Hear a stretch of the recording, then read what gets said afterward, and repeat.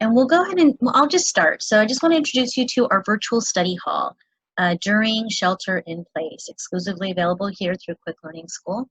Our website is Quick Learning School of Concord. And I would just want to thank you for taking the time out to check us out or to find out what else can you do to help prepare yourself for your licensing exam. We're kind of in a bit of a standstill, time is, we've got time and then all of a sudden, we don't have time. And so while we are in the shelter in place, it's a great opportunity to take advantage of what's available to you to keep your studies alive, to keep your learning alive, to help you remember. Because like we say, taking an exam, and this is true for any exam, taking an exam is just about remembering.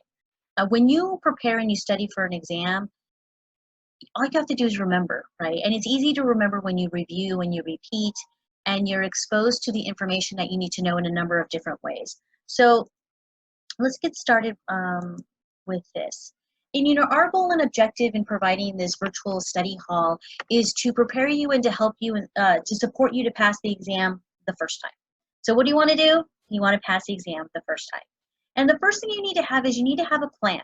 So in having a plan, we advise that you schedule your exam so that you have like a target date. So you have an end date. We always say that, preparing and starting by doing the pre-licensing classes, by, preparing for the test and studying, it doesn't really do you any good, really, if you don't have an end game, if you don't know when you're going to take your test, right? I always say it's like doing the pre-licensing and preparing for your test without scheduling an exam is like running a race without knowing where the finish line is. It's important to know your direction. It's important to know the end date. And so the first thing and the first rule we generally advise that you do is you schedule your exam with PSI. And I want to remind you, it's a different mindset while we're in this shelter in place. And the reason for that is because you need to stay fluid. You need to stay flexible. You need to be versatile in being able to respond. We don't really know how long the shelter in place is going to take place, right?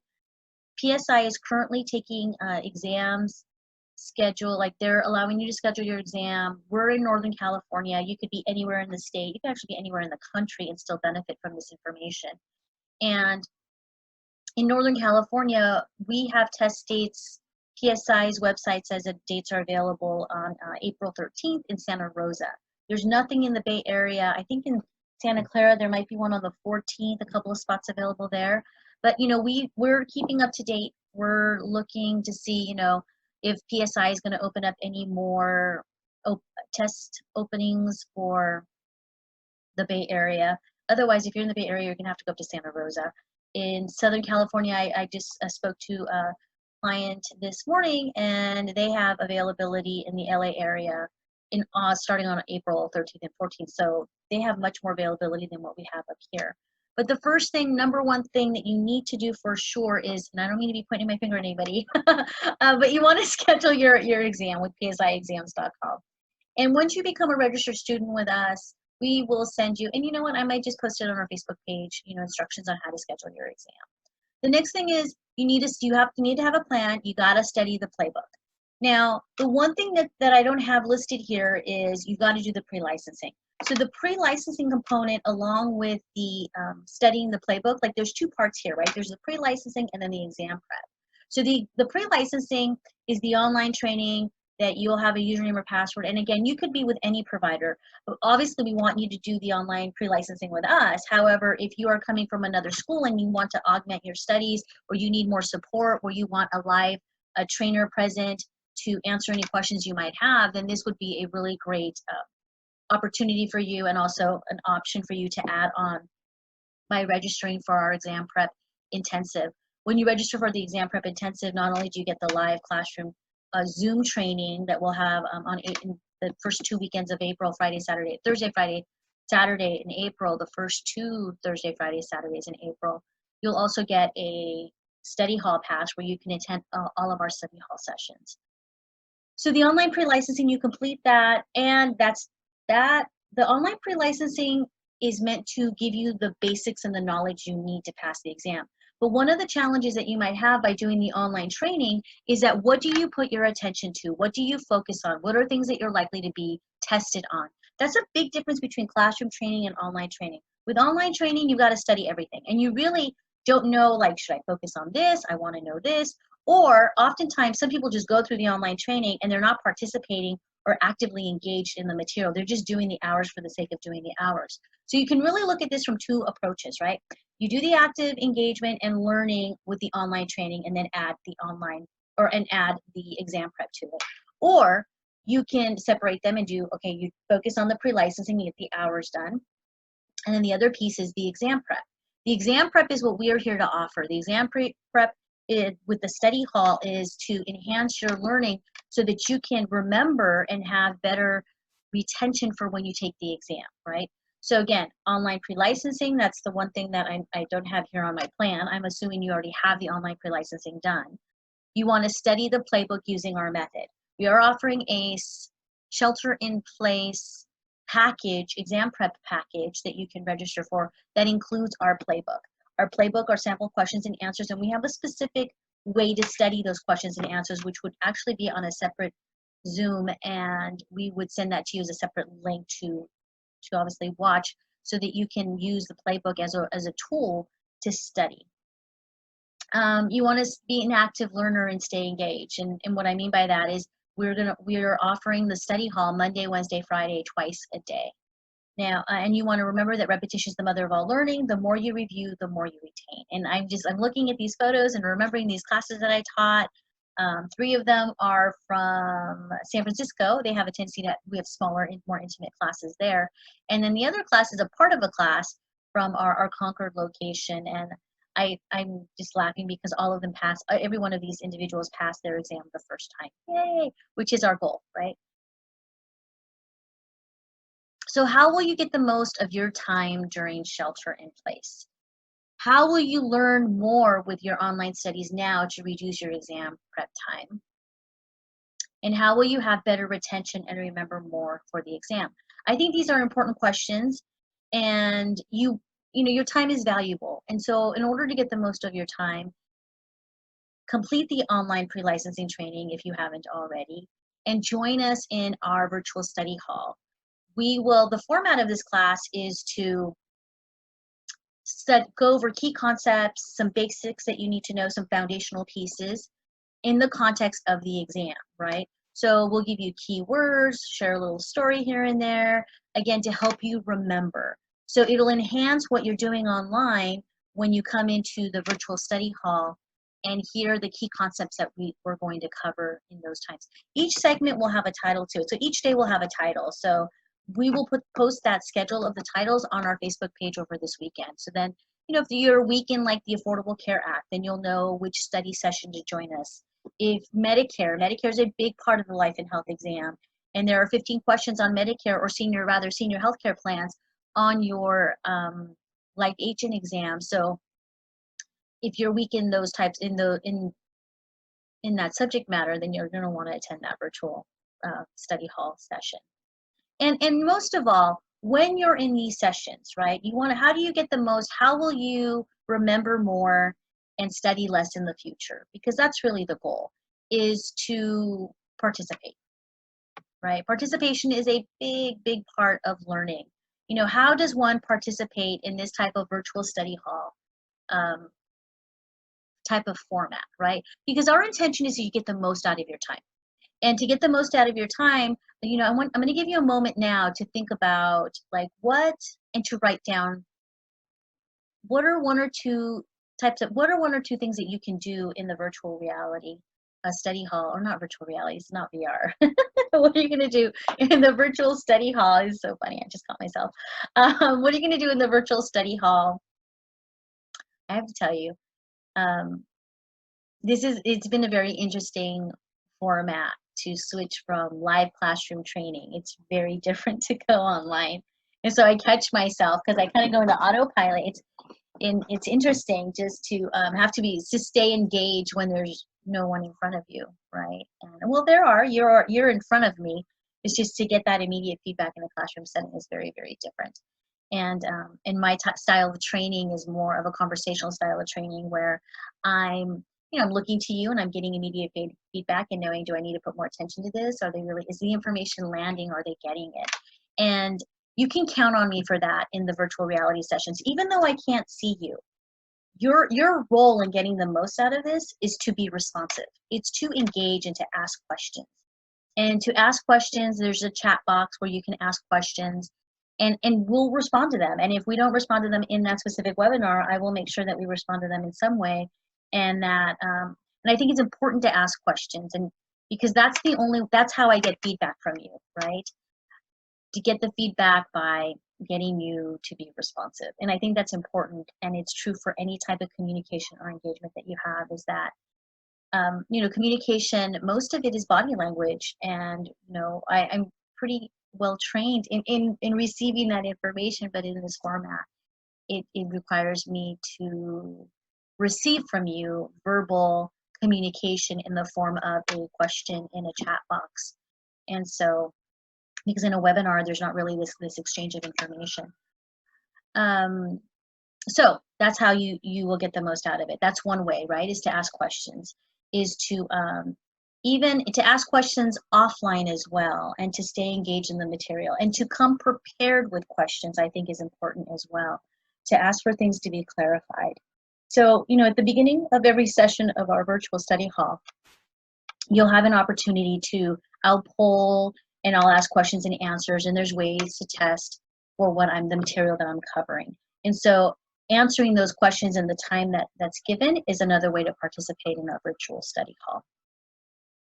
Now, I'm going to go into the philosophies and the way that we have a different approach to our learning and preparing for the exam. We take more of an educator and learning approach to passing the exam. And we look at three things. We look at mindset.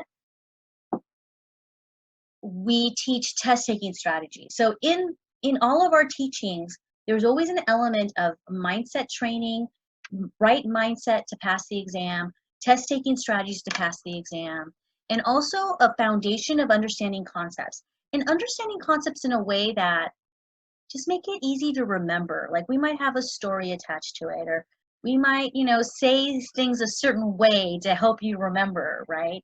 Or I might sing a little tune or something, again, to help you understand the concepts. Like, one of my favorite ones is ERISA, that girl, right? So in the life and health exam, they have questions related to ERISA. And ERISA is a federal law, and I usually pick somebody out in the class and I say, okay, ERISA, that's your girlfriend, right? And so I'll just take a name, I'll say, okay, AJ, that's your girlfriend. And, I get a funny look back. And again, to help you understand the concepts, to help you remember the concepts, right? So ERISA, that girl. Well, ERISA is a federal law that regulates employee benefits. And the language that's used in ERISA, it's designed to protect the employee. And the employee is not called employee in ERISA. They refer to the employee as the plan participant. So we say, ERISA, that girl, she wants to know everything. And so there are some requirements in that federal law, and I'm giving you a test point right now. Maybe you get possible 2 answers. So you've got 2 points, you have 88 more to go. But we don't know which 90 or which questions you're going to get. But if you do happen to get a question on ERISA, you'll remember that ERISA wants to know everything. She wants to know plan descriptions and benefit statements. So I usually say, oh, your girlfriend, she wants to know where you're at, who you're with. She wants to know, oh, is that a woman's voice I hear? Is she on her way home? Or are you on your way home? That type of thing, again, to help you remember, right? And so I will do that in these sessions. So let me wrap up the ERISA thing. 2 points. ERISA wants to know plan descriptions and benefit statements, and she protects the plan participant, which is the beneficiary. I'm sorry, she wants to protect plan participants, which are the employee, and she protects the beneficiary. So again, those are 2 key points to help you remember ERISA, that girl. All right.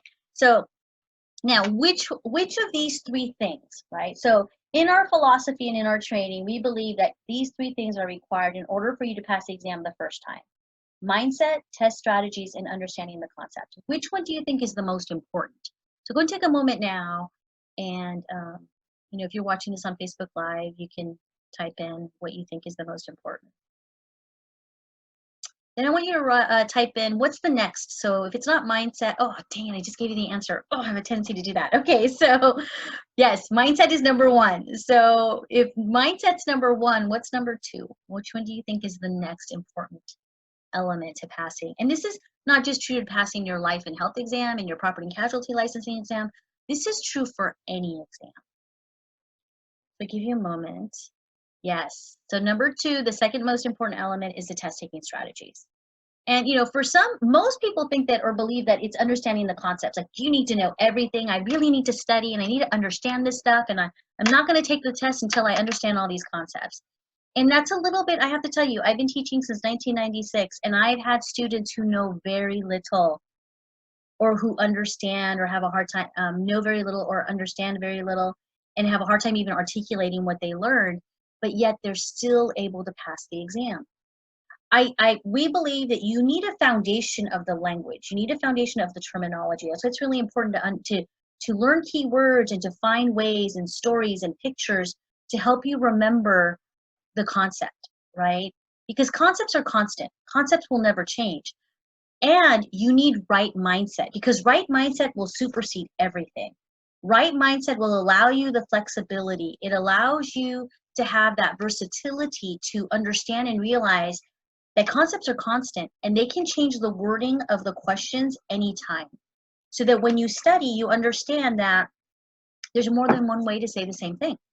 So if there's, and I'll take this out of the concept, out of the exam. I mean, I'm sure you've had a communication with someone and they said something, but they wouldn't have said it the way that you said it, but it means the same thing. So again, there's more than one way to say the same thing. I'm going to use another example that maybe you can relate to, and that is like love, right? Like, okay, people can express love in a number of different ways, and love is love. It doesn't, oftentimes, I believe that, and I've seen this in the classroom, is that people are so fixated that it has to look or be a certain way. Otherwise, it's wrong. And that actually, when you're that rigid and you don't have that flexibility of the mindset of being versatile, that there's more than one way to say the same thing, it actually gets in the way and everything starts to look foreign on the exam because you're like, oh my goodness, it's not the way that I thought it was supposed to be. And then you get into this part of the anxiety sets in, the test anxiety sets in. And everything that you studied, everything that you know goes out the door. Because, one of the teachers that I follow, his name is Blair Singer, and he says, when emotions are high, intelligence is low. And I'm sure you've experienced this when you've gotten into a fight with someone and emotions are high, you're all upset, and then you walk away, you calm down, and you're like, oh, I should have said, and you're still a little upset. Because then you start thinking, I should have said this, I should have said that, and you didn't. Why? Because when emotions are high, intelligence is low, and you go into that state of fight, flight, or freeze. And that happens to a lot of people in taking their exam. We are going to have a separate Zoom on test anxiety, but I want to present that now because that has to do with mindset. In order to get back into that state of being able to have access to everything that you study, because what happens is if you go into that test anxiety state, you do go into fight, flight, or freeze. And what I have found is that all of a sudden people think that, or they report back, it was foreign. Everything I studied, nothing was on the test. And they go into, again, they go down the slippery slope. And really what happened is that, again, emotions are high, intelligence is low. All of that common sense, all of the information that they learn goes out the window. They go into freeze. And so we have test strategies to help you with that. We use key keywords and concepts in order to help you to remember and so that you can go back and restore the right mindset. You restore the right mindset by breathing. We'll teach you a couple of specific breaths that you can do while you're taking the exam to help you bring you back. So even now, like I'm slowing down my breath. I'm still excited, but I'm slowing down my breath and I'm talking a little bit slower. And it puts you in a different state. And all of that information that you know will come back. Now, I know I probably put a lot of attention on mindset. It's really not my intention. But I have so much to share. And so, I get caught up in all of that. Right mindset is the first thing. It will supersede everything, like I said. And the next element is you need some strategies. You need some ways to take an exam and to find the right answer when you don't know what the answer is. And test taking strategies will help you do that. We'll have a whole segment as part of the cram course. It won't be in the study hall, although I'm always teaching these things. Like in every virtual study hall, you will find me working on your mindset in some way, whether it be through sharing a story, whether it's some sort of keyword association. Our whole program is wrapped in all of these three things and helping you pass the exam. Mindset, you know more than you think you know. That's really important. Our philosophy, and we teach this as part of accelerated learning, is words being what they say. The answers in the question, you'll get more about that in the exam prep. Test taking strategies, we have a blog on our strategies. I believe that test taking strategies are life strategies. So these are things that we practice, these are things that we teach, and you can take these test taking strategies and actually take them out into the world and be more productive. And these are just, the test taking strategies are also best practices in how to get things done. And then understanding the concepts. You have to be flexible, and you want to learn these concepts according to your learning style. And so one of the benefits of being in this virtual live classroom is that you'll get all of it. You'll get the visual, you'll get the auditory, you'll hear me say it. I may even say, like, repeat after me, and then that'll give you the opportunity to say it as well. So then our goal is to light up more parts of the brain. The more parts of the brain that we light up in the learning or in the teaching, then the better and the easier the retention, and it's easier to remember. So let's talk about these two exams that we are helping you prepare for. This specific webinar, this introduction to study hall, applies to both the life, health, and the property and casualty. So this slide, actually, I'll share with you, we're going to break down the life, accident, health agents exam, right? So the life, accident, health agents exam includes 40 questions on general insurance, 45 questions on medical expense plans, 4 on disability income, 4 on long-term care insurance, and then 4 health and disability general concepts, which really belong under medical expense plans, to tell you the truth. That's what I believe. And then 49 life insurance, and then 4 life insurance policy riders. But if you break that down, and what I mean is not break it down, but really let's separate it into broader categories. The life and health exam is really testing on 3 areas. It's testing general insurance with code and ethics. It's testing health insurance, 57 questions on health insurance, and then 53 questions on life insurance. So the exam is slightly, you have an extra few more questions on the accident and health. But generally, it's pretty much divided under those three sections: general insurance, health insurance, or accident health insurance, and then life insurance, with a total of 150 questions that they will score you on. Now, even though they're scoring you on 150 questions, when you actually sit for your exam, you might get 155, you might get 160, you might get, or you might just get 150. But regardless of the number of questions you get, if you get those extra questions, they will just throw them out, and they will score you on 150. You only need 60% to pass the state licensing exam the first time. So that means you only need 90 points. So earlier in the webinar, when I said, oh yeah, you've already got 2 points, you only have 88 more to go, that's what I was referring to, is that you only need 90 correct answers to pass the first time. Now, in 2019, the state, now we're not talking about our school, but the state pass ratio is, what is it? It was about a little over 60%. So what that means is that 40% of those taking the state licensing exam are failing the first time. Don't let that 60% pass ratio fool you, because people are still failing. And the problem with it is that they're not passing. They go back and they take it a second time. The pass ratio drops to 30-something%. So there's a disconnect there. And that, like I said, that 60% is misleading. People come to us, I got a 56%, I got a 57%. I'm going to go take the test one more time before I sign up for your cram course. And the funny thing is that if you're getting less than 60%, you're weak in everything, because you don't have there's not a lot of competency in a specific area. And they're kind of evenly, yeah. I mean, the bottom line is that if you're getting in the high 50%, there's no guarantee if you go back a second or third time you're going to pass, especially if the pass ratio goes down to 38, 39%. You got to do something different. You can't go back and study more of what you studied before, because what you studied before was what got you the 50-something%. So either you do it differently, you have to do it differently in some way. And oftentimes people will admit that they just didn't study. You know, we have on our YouTube, we have a video of what to do when you fail the exam, right? I think we call it failing forward fast or something like that.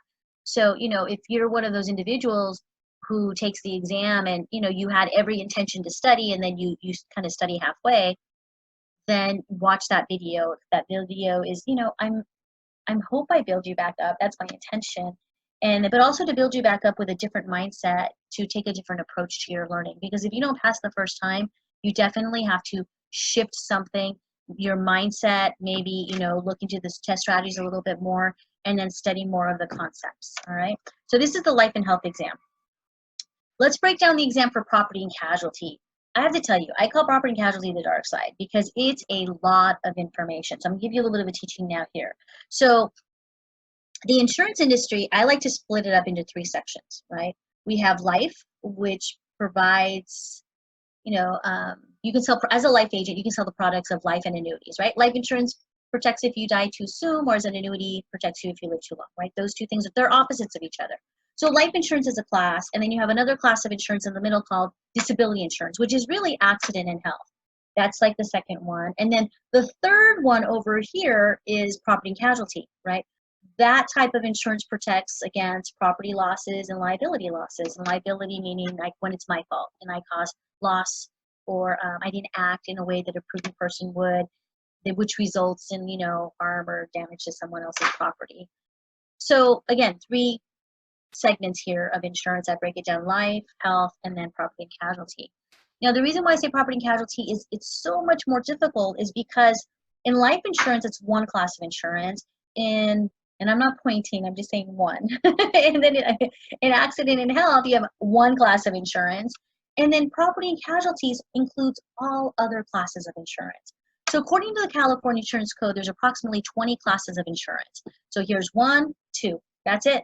So life and health generally is an easier exam because we're only covering 2 classes of insurance. But over here in property and casualty, that's everything else. I mean, let me tell you, it includes auto insurance, homeowners insurance, what else?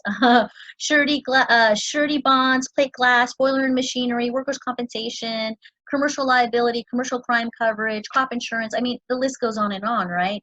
So you need to know a lot more about everything in property and casualty. That's why I call it the dark side. I don't teach property and casualty. I just do the life and health. I do the general insurance piece of it, which is kind of fun because I like talking about liability, or I find it more fun nowadays. Now, again, to go back to the property and casualty, I share all of that with you to let you know that this exam is far more difficult. And it's also reflected in the state pass ratio. Again, not this school's pass ratio, but the state pass ratio across the state of California last year was about 40%, maybe a little bit over 40% pass his exam the first time. So I always tell our students when they pass the property and casualty the first time, is like, hey, you awesome, you know, I applaud them, and they set themselves apart from everybody else. They're part of that 40% that passed the first time. And then you have that other 60% that don't pass. So again, it's interesting, right? I mean, 60% fail, only 40% pass the first time. The numbers are interesting too because your passing score is 60%. Do not let that mislead you. People are still failing this test. Like I said, 60% are failing this test. So why? Because it's just a lot more information. You just got to learn a lot more. And the breakdown in this for this exam is 36 general insurance, 10 property and casualty insurance. Check it out, 53 personal lines insurance, which that's like your personal auto, homeowners, inland marine, and then you get 51 questions on commercial insurance coverages with a total of 150 questions. Again, you may get the 155, the 160, those extra 5 or 10 questions. So if you're getting those extra 5 or 10 questions, then those extra questions that they're giving you, they're going to throw them out. They're going to throw them out. A passing score is about, is 60, not about, it's 60%. That means you need 90 correct answers in order to pass the exam the first time, which is really our goal. We currently have on schedule the life and health virtual study hall dates, right? We are running these virtual study halls on Friday, Monday, Wednesday, Friday. So we're running them Monday, Wednesday, Friday, twice a day, in the morning and in the afternoon. They will be different. I mean, the slightly different, subject matter. For those of you who are currently enrolled students who are in our pre-licensing program, unfortunately, either you, I know we had like our COVID-19 class. As this was unraveling, we were actually teaching a class right before we went, the week before going into a shelter in place. And so, unfortunately, some of them took their exam, and yay, they passed the first time. And then some of them were not able to take their exam, and they had to reschedule. And so then putting off all of the information that they learned, you'll have access to all of this and the webinars, that the recordings of the webinars as well, because all these webinars will be recorded. And we also, so the property and casualty, though, for those of you who are property and casualty students, the virtual study hall for property and casualty, we will put that out this weekend. I'm talking to a couple of teachers right now. We'll facilitate that. Like I said, I don't teach property and casualty, so we need to coordinate other teachers to teach that piece of it. We will have that posted on Facebook. We will send emails to our existing students who are enrolled for those study hall dates. The other thing I want to add is that we will also have the exam prep intensive. It's not, I don't have it on a slide here, but I'll give you those dates real quick on Thursday, April 2nd, Friday, April 3rd, and then Saturday, April 4th. And then the following weekend, we're going to repeat the cram course again on Thursday, Friday, Saturday as well. And you'll find all of that information again on our Facebook page. For those of you who are enrolled students, keep an eye out for our email. And, sometimes it goes into spam, so make sure you check that out. Now, I know I'm bumping up here against an hour, and so I did want to go into some teaching. Let me go back into share screen here. And you've probably already seen this if you've watched our Facebook Live, you've already seen the mechanism of insurance where life insurance, the mechanism of insurance where the insured pays the insurer, and then there's a picture. So I'm going to do like probably, I'll keep you for another 10 minutes if you're okay with that, maybe 5 to 10 minutes. I'll just want to give you an example of what it would look like to show up at a virtual a virtual study hall. And that is, so let's see, the last thing I talked about those two elements. So you have resources to that on our Facebook Live if you watch those videos. What I want to go back to is, let's see, like contract law. So let me give you, so let's start with the definition of insurance real quick. So there's a couple of definitions to insurance. And I know this sounds kind of strange because like I actually have a favorite definition for insurance. It's kind of interesting, right? Yeah, I have a favorite definition for insurance. And I'm doing this on my laptop. Our future webinars I'm actually going to do on my iPad, so it'll be the writing will be a lot more legible. But insurance is a contract. So I'm just going to start here. And this is not my favorite definition. I'll tell you it in a moment. But let me define the insurance policy, right, as defined by the California Insurance Code. The insurance policy is a contract whereby, now here I'm giving you the visual, right? A contract whereby one undertakes, I know I just had my first, I'm writing in cursive and in printing. I just had my first student last year who said, oh, Edema, can you not write in cursive because I can't read cursive? And as you know, some schools stopped teaching cursive to kids. So I apologize if you're not able to read it, but hopefully you can hear me and you'll be able to understand what I'm writing. So insurance is the insurance policy is a contract whereby one undertakes to indemnify another against, and this applies to both the life and health people, right? So life and health and the property and casualty students.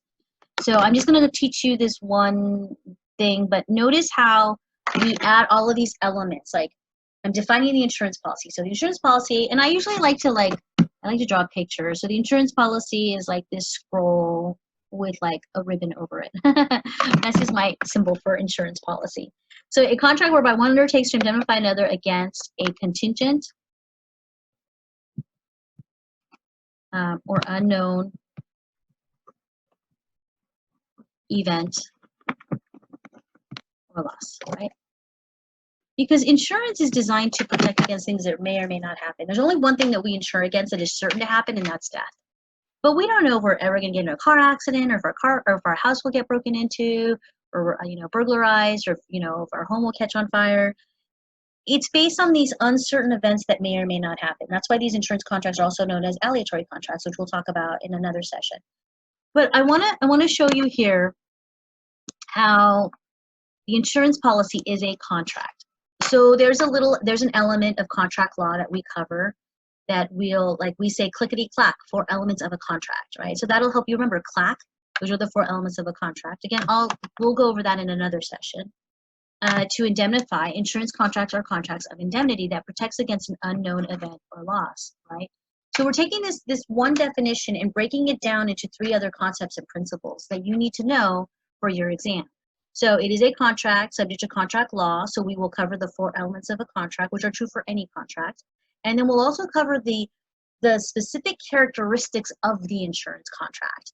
And that, like, we'll talk about adhesion, aleatory, and the insurance contracts are unilateral contracts, which will take us back to the first picture, the first illustration we had in our teachings when we talked about, the insured pays the insurer a premium in exchange for a promise.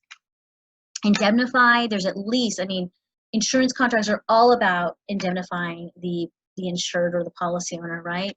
And so some key words to remember for the principle of indemnity, or again, there's more than one way to say the same thing. The principle of indemnity, to indemnify, it's all the same in that regardless of how I'm saying it to describe it, contract of indemnity is to make one whole, to make whole.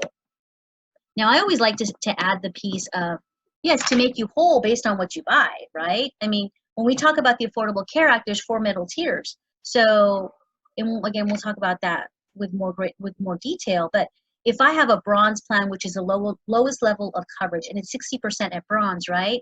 If I go to the hospital, I'm still going to pay the 40% because it's a 60-40 coinsurance up until I reach my maximum out of pocket. So first I pay my deductible, I pay first, and then I pay my 40% up to my maximum out of pocket. Well, that's not making me whole because I only bought 60-40, right? So again, to indemnify is to make whole, but it's also no chance for gain, and you're only going to get what you buy. So to make whole, and also to restore. To restore to, and this is terrible writing, but on my iPad it would be so much legible. To restore to the condition, and this is the long definition, right? To restore, there's 2 definitions. There's one here, here's another one. To restore the condition enjoyed prior to loss. And then I usually add in whole or in part, right? So, so think about it. If you've ever been in a car accident, right? So when you go to a car accident, when you're in a car accident, you're only going to get indemnified for the amount of coverage that you buy. I live in San Jose, so guess what they like to drive out here in San Jose? Anyone guess? Yes, they love to drive their Teslas. They drive a lot of Teslas around here. So if I'm driving around in my car with the minimum California financial responsibility, this is for the PNC people, right? The minimum financial responsibility in California is what's 15, 30, and 5.